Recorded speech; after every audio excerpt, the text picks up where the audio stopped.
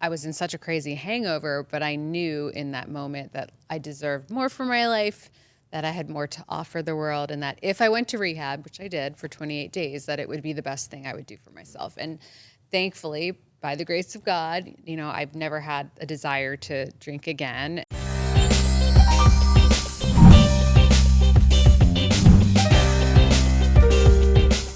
Welcome to the Christian Channel. I'm your host, Yeniza Munoz. Today we have a remarkable guest. We have Courtney Friel today. Now you guys might recognize her as the news anchor for KTLA here in Los Angeles. Now aside from being a news reporter, she is also an author and a Christian. So let's dive into the interview.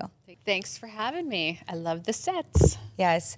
Well, I know California with all this traffic can be kind of hectic. So thank you so much for coming into the studio today. I drove out listening to my K-Love Christian radio. Do you know that station? Yes. I love the songs. They're so inspirational. Yes. With a career in broadcast journalism, you are definitely always on the go. And I know what that's like. You also are probably in situations where it's very stressful. You probably have to report on a lot of unfortunate news stories, especially here in Southern California. There's so much hustle and bustle, and fortunately, reporting the news, there can be a lot of tragedy that you have to report on. In your career, how has your Christian faith joined within your career as a professional news anchor here in Los Angeles? I think it's constantly praying all day. I mean, I start my day with being thankful for waking up and going through like my gratitude list, whether it's in a journal or in my head because I'm running around taking the kids to school. And then I'm driving around listening to K-Love, and I'm even saying prayers before I go on a live broadcast there's some saints like Gabriel and Daniel. They're the angels of communication. So I'll be like, hey, let me have a flawless newscast, please. Or even when pursuits come on, I'm like, dear God, please end this so no one gets hurt. And just praying for the families that I meet that are going through devastating things. I'm 44 years old. I don't think I've ever been more in constant communication with God, the universe, source energy, higher power. They're all sort of the same thing in my eyes. But I grew up Presbyterian, so God and Jesus were my homies, what I learned, who I connect with. Yes. And it's very true what you're saying. Reporting the news here in Los Angeles can be a chaotic situation. And I watch you on the news, and I feel like you handle yourself very gracefully. And I want to applaud you for that. Aside from KTLA, you've also worked for Fox. You were also an entertainment correspondent. What was that journey like? And when did you decide to really pursue more into journalism, especially as a news anchor? I grew up watching news with my dad. This is dating myself, but Peter Jennings, loved him. He's the only celebrity I've ever cried about dying because it was just such a sentimental moment with my dad. I mean, still to this day, when I go back to Philadelphia, we're watching Channel 6 Action News there. And so early on, I say third grade, because I loved watching the news and I really wanted to work in news. At first it was I wanted to do weather, and then I got the chance to shadow a reporter in 8th grade. And so I was constantly working, writing my school newspapers and living in the TV studio till 10 o'clock at night. And then when I was 16, I had the opportunity to be on Channel 1 Student Produce Week, and I came out to Los Angeles, and we did the news for 2 weeks. So that's when I fell in love with LA and definitely the business. And it's just been, one thing after another that led me to where I've been. This is the longest I've ever worked at a station. I've been at KTLA for 11 years now.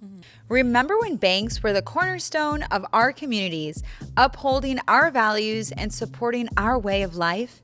Today, many banks have strayed from those principles, but there's a better choice. For over 65 years, America's Christian Credit Union has been dedicated to serving faith-filled Americans with integrity and devotion. Make the switch to America's Christian Credit Union and enjoy great rates, cutting-edge mobile banking, access to over 5,000 shared branches, and 30,000 ATMs nationwide. Switching banks may seem daunting, but consider what big corporate banks are doing with your deposits. America's Christian Credit Union was founded by a pastor for the benefit of its members, ensuring your money aligns with your values. Plus, Christian Channel listeners can get an additional $100 bonus with the promo code CC2024 at checkout. Why settle for banks that don't share your values? Faith-based aligned banking is within reach. Make the switch to America's Christian Credit Union today. Terms and restrictions do apply. Visit americaschristiancu.com/cc2024 for complete program details and to get started. America's Christian Credit Union is federally insured by the NCUA. You started off in the weekends, and now finally you're able to do the week because now you have time with your children. Yes. Yeah. I actually, after 20 years of working on the weekends and holidays, I stepped back from a full contract job to freelance, and it's amazing because I can do other things like today, come be on this show. Yes. And I love that you're able to have more family time too because you have two teenagers. Yes. Well, preteens, 12 and 13. Yes, yes. Well, that's amazing because, it's hard to balance a full-time career. Yes, and also definitely. It's easier being part-time, though. Yes. I will say that. Love it.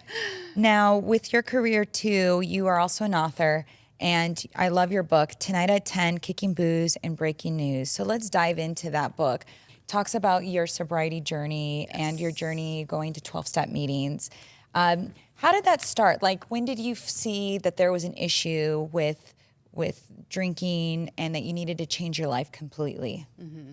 It was my story in the first part of the book is all the crazy antics of a 15-year party career that included alcohol, cocaine, and I like to say my drugs of choice were Adderall, Ambien, and Xanax in the mix. Those 5 things. And because you were in LA too, you probably just were always, unfortunately, the party scene in LA exposes that to so many good people, unfortunately. Yes, but my bottom happened after 2.5 years at Fox News Channel, so in 2009. So I always say, like, New York was the best place to, party, but also the best place to get sober. And so I ended up, bottom line, ended up with 7 people surrounding my bed, interventioning me. And thankfully, I was in such a crazy hangover, but I knew in that moment that I deserved more for my life, that I had more to offer the world, and that if I went to rehab, which I did for 28 days, that it would be the best thing I would do for myself. And thankfully, by the grace of God, I've never had a desire to drink again. And I did what they told me to do and went to outpatient and all the commitments and all the things and therapy, couples counseling, everything. And then when I was 8 months sober, I found out I was pregnant with my son. And then shortly after I had my son, I was pregnant with my daughter. So I actually always give them a lot of credit for helping me stay sober because I think I was just I had an excuse to not drink because I was pregnant for 18 months. And then once you're, a mom, it's like, oh my God, I couldn't imagine doing this hungover. And then just the more time that you get, the more you're like, wait, I went through that. Like, I'm living life on life's terms. Like, I got through that, without using, and, I'm not going to relapse over an argument with my ex-husband or something my boss said to me. And I started taking it as the most cherished thing about my life. And so I came out about it publicly because I think now it's cooler to be out that you're sober, but back in the day, there was way more of a stigma. Mm-hmm. And so at 6 years was when I put it out there on my social media, and I felt like that was enough time for me to be credible. And then the book really came about because I had so many people asking me how I did it, what advice, what could they do for their, stepdaughter or son that's in addiction. And I can't answer all those questions in 140 characters or less or in an Instagram post. So I put it out there. By the time I had 10 years sober, I wanted to have a book. That's exactly when it came out in 2020. And now next month, I'll have 15 years sober. Good for you. And this one's an important birthday for me, sober birthday, because I had a 15-year party career. So now we're going to be entering like more sober time in my life, basically, than drinking time. And I want to applaud you for that because you are a public figure. Also, you're like a supermodel, in my opinion. You're beautiful. Thank you. And sometimes people assume that, oh, she is successful, she's gorgeous, she has a perfect life, but they forget that everyone has some type of issue or something that they're trying to overcome.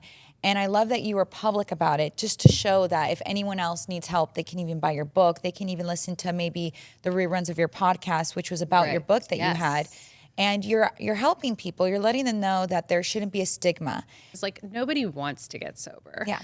And it's the greatest decision I ever made. And I mean, I love it. And I don't preach, I don't judge, I don't care what other people do with it. It's like I'm here if they want to hear my story or want to hear other people's stories. And I try to just shine a spotlight on like, hey, you can still have fun even though you're not drinking. And now there's so many non-alcoholic wines and mocktails out there. Like nobody really even has to know it all. And it's no one else's business what you're doing. And really, if your friends and family support you and are good people, like if you tell me, hey, I need to stop this because I'm going to get in trouble with the law or for health reasons, then I should be like, hey, let's go for a walk or go see a movie or go bowling. Like I should support you. I shouldn't be like, but then the thing is, if they have issues, sober people are holding up mirrors and they see their problems in you and they project that, oh, you're going to be judging them. And really, like, I don't care. And I can hang out with people who are drinking. It's fine. I mean, it's very freeing. After 2 hours, I'm like, okay, I'm going to go home and do whatever I want to do. Like when I used to drink, like I would have to commit the whole night. And then I would be like trying to call my drug dealer at 6 a.m. And then the next day would be ruined. And it was just like, I'm just so glad I don't have to live that life anymore. I can't tell you how many times I thought I was going to die. And I was just like, God, like, I'll never do this again if you just, like, keep me alive. And I was always going to church throughout my using too. Like, but I don't know. I'm so blessed. I love how my life turned out. I wouldn't change a thing about it. Now, with your book, where can people find it? I know it's on Amazon, but is it also on your website as well, social media handles? I just tell everyone to go to Amazon. The writing of the book or the publishing of the book, like that was a straight up disaster. I'm glad I have a tangible, I wanted to bring it, I forgot. I have an actual physical book and people can buy it. I mean, the experience wasn't the best, but the goal was not to make money. It was not to be famous. It was to help people. And so when I get these messages or read reviews that touch me, like that is, I'm like, okay, this is why I did it. And I'm such a masochist. I'm like, what's my next topic? Living with chronic pain. I feel like that's going to be my next book. Yeah. Well, what is your favorite Bible verse? Oh, John 4:7. Love one another. Yes. Well, I know with your chronic pain, because you do yoga to help with that, and you're on social media, you post about that. But you're still a very kind person. So it's like sometimes people, when they go through a lot, unfortunately, they take it out on others. And sometimes you just don't know what people are going through. So that Bible verse is a true testament that you're still trying your best in life, and you are also giving that kindness back to others because you don't know what they're going through as well. And also to love everyone. So tell me a little bit about your Christian upbringing.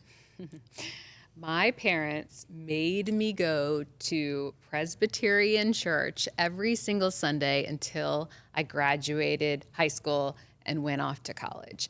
I was not allowed to have sleepovers on Saturday nights, only Fridays. And if I had a Saturday sleepover, they would hunt me down, pick me up, and take me to church.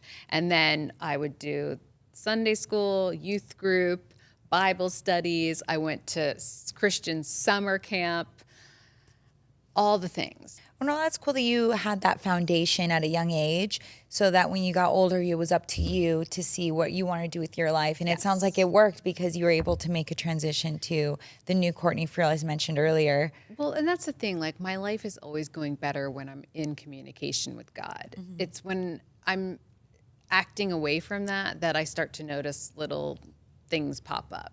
And also, with that being said, I know that you've experienced miracles from God, obviously, because you had that intervention where your friends were standing around you and they're like, this has to change or else she could pass away.